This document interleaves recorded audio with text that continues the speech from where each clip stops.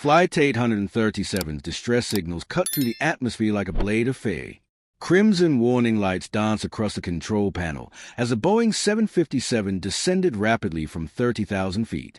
Captain Richards lay motionless in the cockpit, crimson streaming from a wound on his temple, while co-pilot Bradley battled frantically with uncooperative instruments. Emergency! Emergency! Pacific Airlines Flight 837 experiencing total system failure, Bradley transmitted, his voice cracking with desperation. Throughout the passenger compartment, 342 souls confronted their mortality. Oxygen devices swayed wildly, personal belongings became projectiles, and cries of anguish filled the cabin. Yet one individual remained composed in seat 16A. Diana Foster, age 34, observed the aircraft behavior with the analytical eye of someone who had navigated military jets for 15 years. Her trained vision automatically assessed descent patterns, atmospheric conditions, and control surface responses. Rather than simply witnessing catastrophe, she was formulating rescue strategies. Earlier that day, Diana had attempted to present her credentials to the flight crew, standard procedure for licensed pilots traveling as passengers. Captain Richards had dismissed her with contempt. Another flight attendant pretending to be a pilot. These diversity initiatives are becoming ridiculous. She can sit back there and fantasize about aviation knowledge. Bradley had chuckled in agreement. Soon they'll demand women pilot naval vessels too. Diana had absorbed the insult silently, channeling the humiliation into determination. These men were unaware they had just belittled the first African-American woman to pilot F-22 Raptors in combat, with over 3,000 flight hours and expertise in crisis landings. Now, as the aircraft plummeted and those same men who had scorned her pleaded for assistance, Diana unfastened her restraints with unsettling calmness. Her actions were deliberate and calculated, as if she had already mapped out the solution. A flight attendant rushed past, attempting to maintain order among terrified passengers. Diana intercepted her gently. "I must reach the cockpit immediately." "All passengers must remain seated during emergencies," the attendant shouted over the deafening alarms. Diana fixed her with a steady gaze. "I'm a licensed pilot and former military officer. If you want survival, escort me there now." After a moment's hesitation, something in Diana's unwavering confidence persuaded the attendant to nod and begin navigating the chaotic aisle. Walking toward the cockpit with the men who had degraded her now battled death, Diana couldn't suppress a knowing smile. As she progressed through the cabin, passenger terror mixed with a cacophony of warning systems. Her mind, however, was revisiting the earlier humiliation with crystalline clarity. At the departure gate, Captain Richards had been even more vicious than initially apparent. When Diana had politely identified herself as a certified pilot, he hadn't even examined her credentials. "Look here, Bradley," he had announced with mocking amusement, another diversity hire who appeared after they lowered standards. "I guarantee she flew a training aircraft twice and now believes she's an elite pilot." Bradley had responded with excessive laughter. "Remember that woman last month? Claimed experience and nearly crashed during taxi operations. These quotas are becoming absurd." "Precisely," Richards had continued, addressing Diana as if she were a child. "Sweetheart, I understand your desire to feel significant, but this is professional work. Allow the men to handle it. Understood?" The words themselves weren't the most painful part. It was the laughter. Other pilots passing the gate had noticed the spectacle. One had discreetly photographed it, likely to share in professional chat groups as entertainment about another woman who thinks she's a pilot. Diana had swallowed the shame silently, but internally a fire was igniting. They had no comprehension of whom they were belittling. Diana Foster wasn't merely any pilot. She was the sole African-American woman to command rescue operations in hostile Afghan territory, landing damaged fighters on improvised runways under enemy fire, with more extreme condition flight hours than Richards and Bradley combined. The worst was yet to come. As she departed, Richards had shouted loudly enough for half the terminal to hear. "Listen, Princess, when you mature and want to fly seriously, find me. Perhaps I'll allow you to maintain my cockpit." The resulting laughter echoed through the terminal like a public humiliation. Passengers turned to observe. Children questioned their parents about the commotion. Diana felt every sympathetic glance, every whispered "poor girl." Now, 2 hours later, As she opened the cockpit door where these same men fought desperately for survival, Diana couldn't ignore fate's cruel irony. Bradley was alone at the controls, perspiration cascading down his face, hands trembling violently on the instruments. Richards remained unconscious, blood flowing from the deep laceration where he had struck his head during initial turbulence. "I'm unable to manage this. Complete system failure. Hydraulics, electrical, navigation. We're in freefall." Bradley screamed into the radio. When Diana entered the cockpit, Bradley looked at her with complete desperation, not immediately recognizing her. "Are you a pilot? Please confirm you understand these systems." For a brief moment, Diana considered reminding him precisely who she was. She considered mentioning the comments about diversity quotas and princess. She considered allowing the weight of irony to crush him entirely. But 342 lives depended on her actions. "Vacate that seat," she commanded with a calmness that contrasted sharply with his panic. Immediately. Bradley hesitated momentarily, his eyes finally recognizing the woman he had humiliated at the airport. The shock was unmistakable. The same princess they had told to mature was now literally their only barrier against certain death. "You," he stammered. "The diversity pilot who's going to preserve your life," Diana completed, assuming control with precise, confident movements. Every insult she had endured in recent hours only intensified something within her that those arrogant men couldn't perceive, a determination forged through countless battles they would never have courage to face. Diana commanded the Boeing with surgical precision. Her fingers moved across instruments with familiarity that left Bradley speechless. Every action was calculated and confident, as if she had been born in that cockpit. "Stabilizing at 26,000 feet, she murmured, manually adjusting flaps. "Primary hydraulics are dead, but secondary systems are responding. Bradley, monitor fuel pressure while I manage flight controls." Bradley complied automatically, hands still trembling. The contrast was stark. 2 hours earlier, he had mocked her as a quota pilot. Now, his survival depended on her expertise. What truly haunted Diana wasn't just Richards and Bradley's insults, but the reaction of everyone else at the airport who had witnessed the humiliation. When Richards shouted about letting her clean his cockpit, 4 other Pacific Airlines pilots at the gate had erupted in laughter.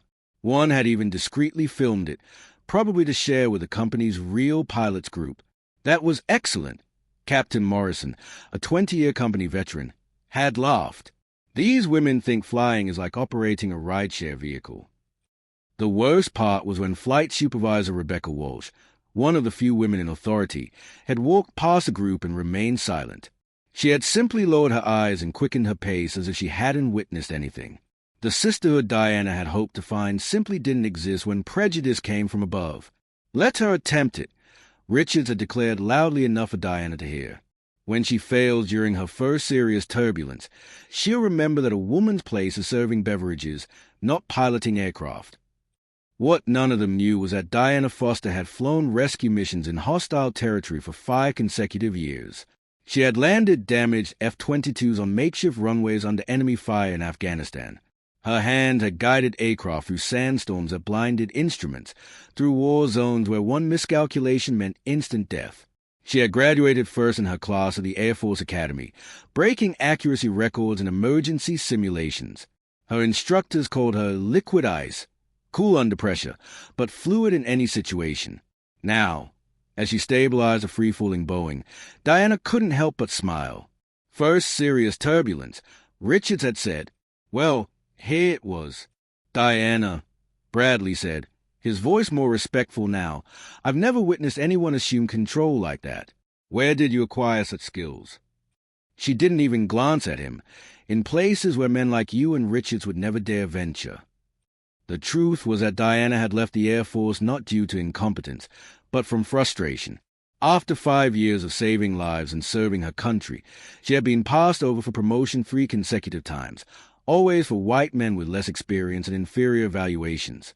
The official explanation was consistently the same: needs to develop more leadership or needs to demonstrate greater command over troops.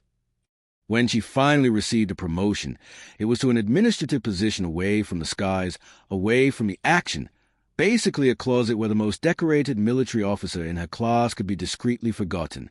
It was then that Diana made the most difficult decision of her life, to leave her military career and attempt civil aviation. She thought that in the private sector, merit would speak louder than prejudice. How wrong she was. Critical fuel, Bradley announced, interrupting her memories. We have perhaps 15 minutes of flight time. Diana looked out the cockpit window. Below them, only snow-covered mountains and dense forest stretched to the horizon. There were no major airports for 300 kilometers in any direction. But there was something she had noticed on the map during the safety briefing, a piece of information her military training had taught her to always memorize, a small abandoned military airstrip built during the Cold War and forgotten by modern civilian maps. Bradley, I want you to contact Denver Air Traffic Control. Tell them we're declaring a maximum emergency and we need all available rescue resources directed to the coordinates I'm about to provide. What coordinates? There's nothing in this region. Diana adjusted the plane's course with a smooth but determined movement. Trust me, or would you prefer I summon Richards to take over? Bradley looked at the still unconscious captain and shook his head quickly. No, you're in command. For the first time since she had entered the cockpit, Diana smiled genuinely. Now you understand. What Bradley didn't know was that Diana wasn't just flying the plane. She was executing a plan that had begun forming in her mind the moment Richards had humiliated her at the airport. Not a plan for revenge, but something much more powerful, a plan for total redemption. Every movement she made on the controls was calculated not only to save the aircraft, but to prove irrefutably that the men who had despised her had made the biggest mistake of their professional lives. The woman they had called princess and told to mature now held in her hands not only 342 lives, but the professional fate of every man who had doubted her competence. Diana Foster was about to transform the most painful humiliation of her life into the most spectacular victory civil aviation had ever witnessed. With only 12 minutes of fuel remaining, Diana spotted the abandoned military runway emerging from the mountains like a gray scar in the middle of the white vastness. 1,200 meters of cracked concrete, exactly half the length needed for a Boeing 757 under normal conditions. That's suicide, Bradley muttered, his hand sweating on the secondary controls. No commercial pilot would attempt that. Diana adjusted the flaps manually, her eyes calculating impossible angles of descent. You're correct. No commercial pilot would attempt that. What Bradley didn't understand was that Diana Foster wasn't just a commercial pilot. She was a war veteran who had landed damaged fighter jets on makeshift runways under enemy fire in Afghanistan. She had commanded rescue missions where miscalculation meant instant death for her team. Mayday! Mayday! This is Flight 837 on final approach for emergency landing, Bradley transmitted, his voice breaking. Flight 837, this is Denver Tower. Confirm attempt to land on abandoned military runway section 16.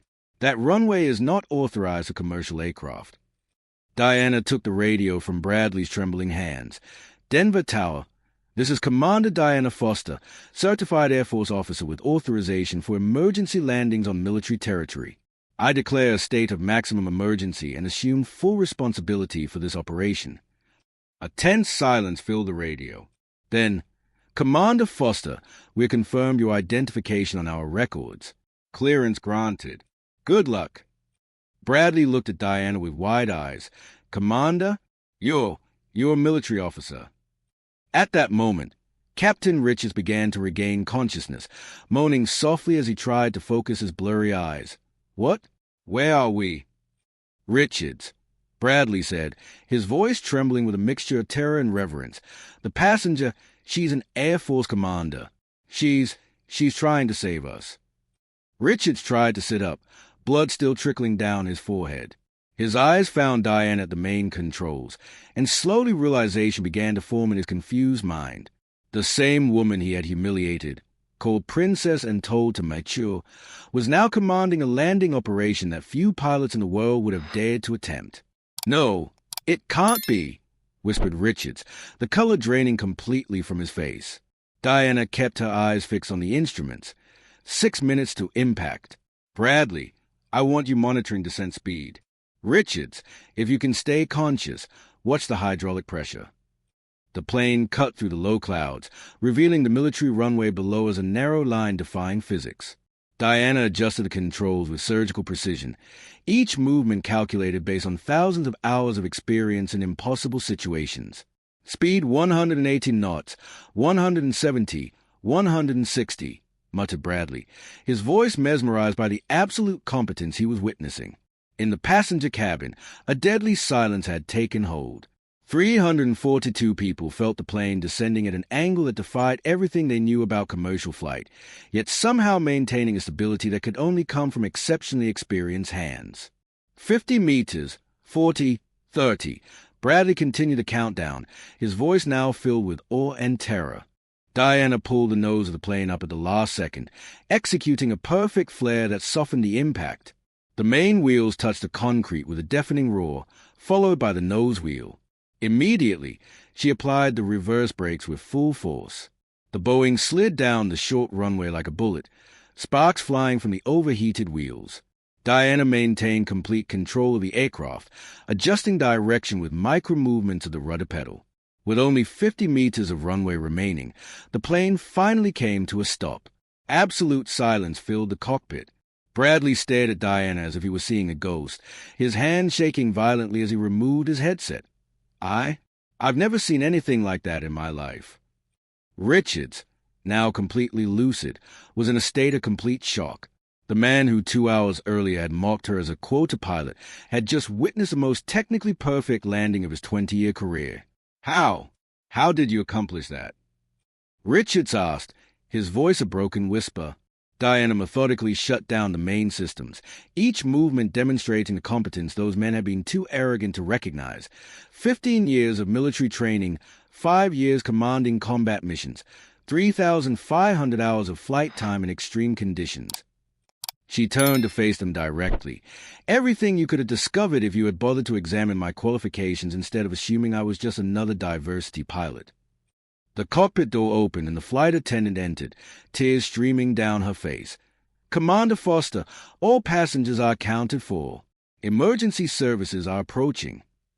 Commander Foster, Richards repeated, the final realization hitting him like a slap in the face. The first black woman to command F-22 fighters in hostile territory, Diana added calmly, awarded the Medal of Honor for 5 successful rescue missions.